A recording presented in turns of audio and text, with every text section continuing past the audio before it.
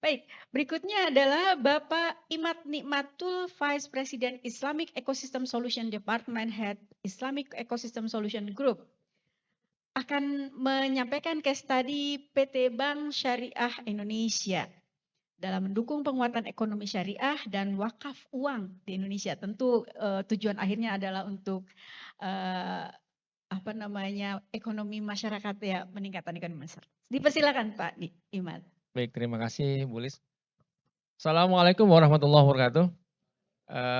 Terima kasih Pak yang hormati Pak Prof. Nunung, Pak Dr. Ali Darwin, Mas Hidayah, Bu Lis, Mas Tommy dan teman-teman semua, corporate mitra dari Human Initiative.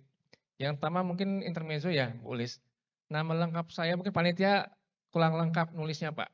Nama lengkap saya itu Imad Nikmatullah Pak. Jadi saya perhatikan tadi Bu Lis, MC, bacanya nanggung. Jangankan saya, Hikmat Nikmatul.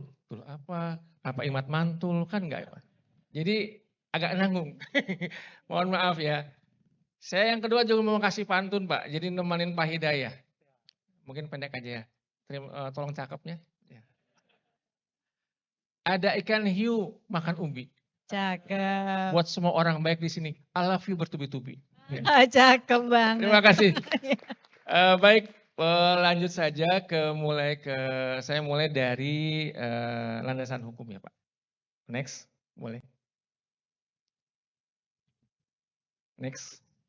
Nah baik, ini Bapak Ibu semua ada yang membedakan. Jadi ada amanah yang berbeda antara bank syariah dan bank konvensional. Salah satunya adalah di undang-undang ini bahwa bank syariah itu harus bisa berfungsi sebagai sosial, kemudian juga dia bisa menjadi penghimpun ya dana-dana sosial dan menyalurkannya kepada nazir. Gitu. Sehingga kami menerjemahkannya bahwa BSI itu harus bisa menjadi sahabat sosial, finansial, bukan hanya finansial tapi juga sahabat sosial dan spiritual. Bapak Ibu semua, itu sebabnya kemudian kita di BSI 3 tahun terakhir itu mendirikan, kebetulan di grup yang ada di tempat kami ya, Bu Lis dan teman-teman semua, ada namanya Islamic Ecosystem Solution Group. Ya, karena kita punya amanah terhadap undang-undang ini. Ya. Salah satu yang menjadi blue ocean yang ada di tempat kami adalah bagaimana kami mengembangkan ekosistem digital. Bapak Ibu, sebagai informasi ya, dari tahun ke tahun selalu disampaikan bahwa potensi swap itu di angkanya luar biasa. 180 triliun kalau nggak salah. Tetapi realisasinya mungkin Pak Tommy lebih tahu berapa. Pasti jauh di bawah itu. Ya, dari Basnas sendiri di tahun 2024 menyampaikan bahwa penghimpunan itu 40 triliun, tetapi yang realisasi tercatat dalam transaksi hanya 11,8 triliun. Sisanya masih dalam pengakuan. Ya, pengakuan gitu Pak. Jadi pengakuan, potensi dan sebagainya. Padahal kalau hitungan di atas kertas 180 triliun bahkan lebih. Ya. Kemudian kita lihat juga bahwa salah satu permasalahan yang kemudian BSI melihat, permasalahan dari teman-teman itu terkait dengan akuntabilitas.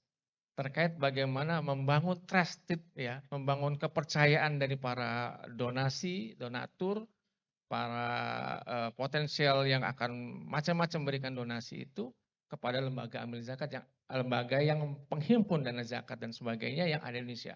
Makanya kami salah satu dari kita membangun sebuah platform yang kita tawarkan dan gunakan gratis tahun pertama Bu Lis, itu namanya Baikor.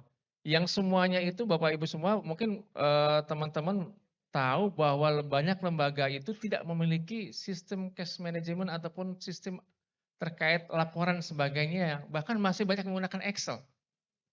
Gitu. Sehingga kita bangun suatu aplikasi bersama vendor, platform kita tawarkan secara gratis, yang semuanya bisa dalam rangka membangun kepercayaan masyarakat kepada lembaga amil zakat. Sehingga harapannya himpunan yang terhimpun, dana terhimpun dari masyarakat semakin besar karena semakin banyak yang percaya.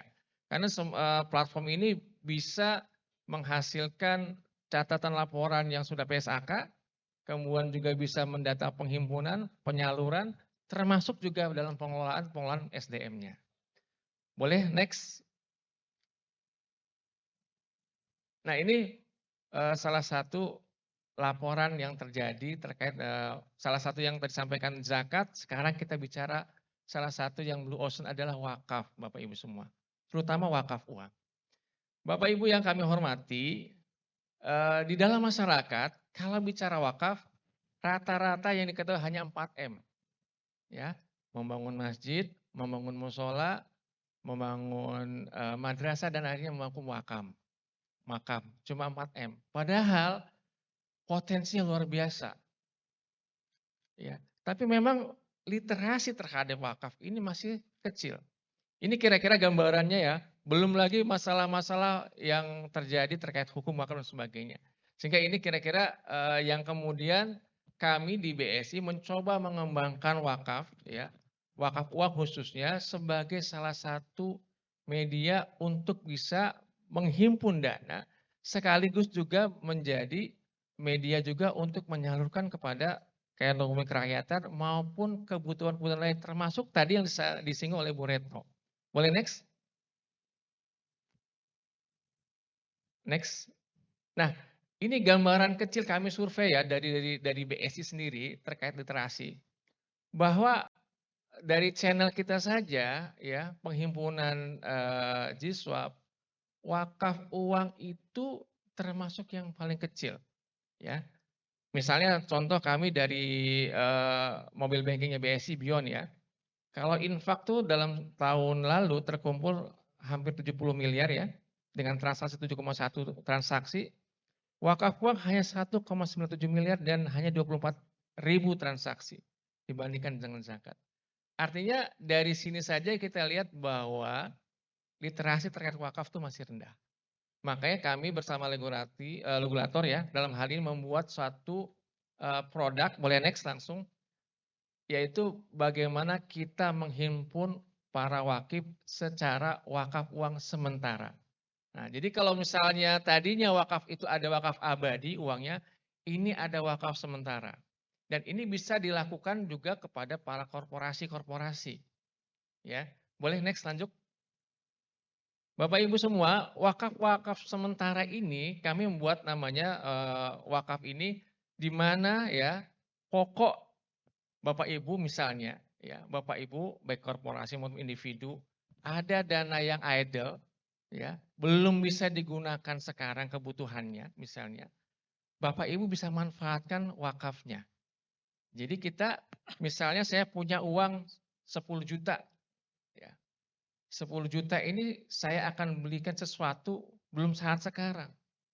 Maka kami tawarkan ada deposito wakaf, wakaf sementara, wakaf uang sementara.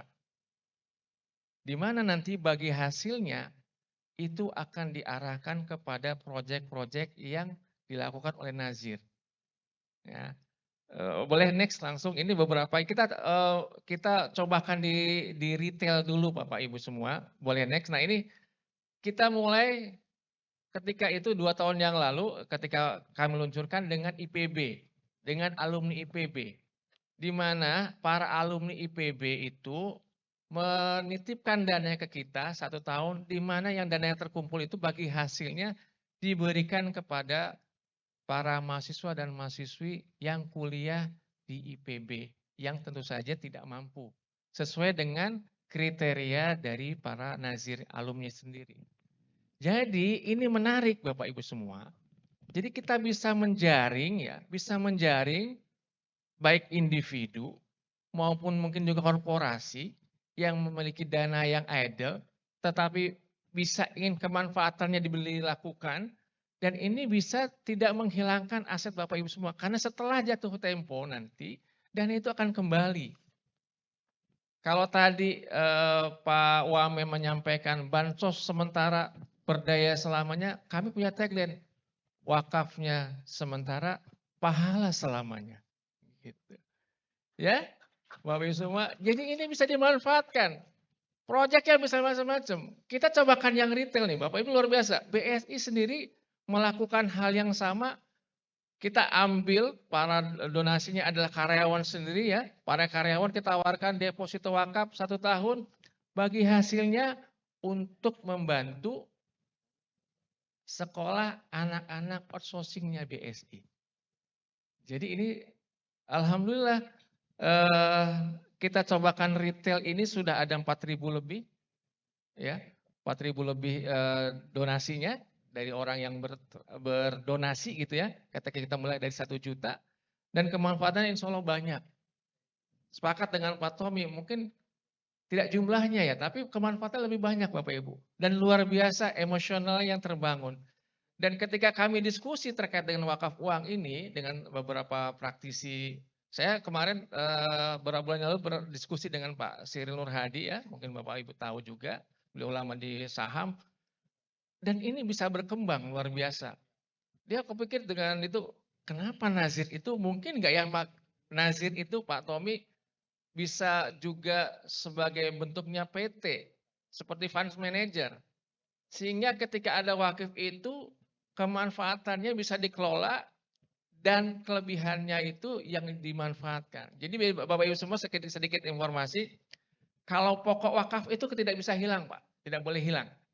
Ini manfaatnya tadi mungkin kayak endowment fund lah kalau sekarang kita lihat sedikit ya. Endowment fund yang di luar negeri itu kan uang yang menjadi endowment fund pokoknya itu tidak hilang. Tapi kemanfaatan sama seperti wakaf seperti ini. Ya, pokok wakaf tidak hilang, tetapi manfaat dari penggunaan uang itulah yang dimanfaatkan. Sehingga ini bisa kita tawarkan juga, kami cobakan ke retail juga cukup besar, termasuk yang tadi Mas Simo juga salah satu penggagas kemarin terakhir kita mencoba mengumpulkan alumni dari Universitas Gadjah Mada, kita bangun sebuah gathering dan beliau wakaf sementara untuk pembangunan rumah kagama. Sudah kita launching, mudah-mudahan juga sesuai dengan proyeknya adalah membangun rumah kagama. Jadi produk ini ya, deposito sementara ini bisa dikerjasamakan, Nazir mungkin HI atau yang lainnya, untuk proyek-proyek macam-macam Pak. Satu lagi yang terkait produk deposito wakaf sementara ini kami belum sampaikan di sini karena dalam proses uji coba terbatas dari OJK. Jadi CWLD namanya Cash Wakaf Links Deposit Financing. Kalau deposito wakaf ini bagi hasilnya yang dimanfaatkan, ya bagi hasil dimanfaatkan sehingga bulanan yang dapat berapa itu yang digunakan. Tapi kalau CWLD financing ini di link dengan pembiayaan, maka kebutuhannya di depan bisa dilakukan. Bagi hasilnya adalah sumber pembayaran angsuran kepada bank. Gitu. Sehingga di depan bisa proyeknya misalnya pengadaan atau misalnya teknologi air di suatu daerah misalnya, di depan nazirnya siapa yang menjadi subjek pembiayaannya, wakifnya terkumpul, jumlah bagi hasilnya itu yang akan menjadi angsuran pembiayaan kepada bank. Dan proyeknya bisa macam-macam. Bapak Ibu semua, kami sampaikan bahwa ini adalah sebuah upaya kami dari Bank Syariah Indonesia untuk coba untuk menangkap, ya, kemudian juga menjembatani potensi dana kebaikan dari Bapak Ibu semua dari masyarakat, kemudian kita salurkan kepada yang membutuhkan dengan tidak meninggalkan, dengan tidak menghilangkan, ya, kebutuhan Bapak Ibu di masa akan datang. Sehingga dananya akan kembali, kemudian juga yang manfaatnya tadi akan menerima manfaatnya, pahala untuk Bapak Ibu semua, pahala kebaikan buat teman-teman semua, korporasi tidak akan hilang. Walaupun sudah dananya kembali dan jatuh tempo. Mudah-mudahan penawaran ini bisa menjadi salah satu cara kita, strategi kita untuk memberikan kebaikan kepada yang lain dengan cara yang lebih baru. Karena kita menangkap peluang dari para donasi yang belum mau lepaskan secara utuh, tetapi mereka mau kebaikannya bisa dimanfaatkan dari dana mereka yang masih akan digunakan di masa yang akan datang. Mudah-mudahan ini bisa memberikan salah satu jalan kebaikan buat kita semua.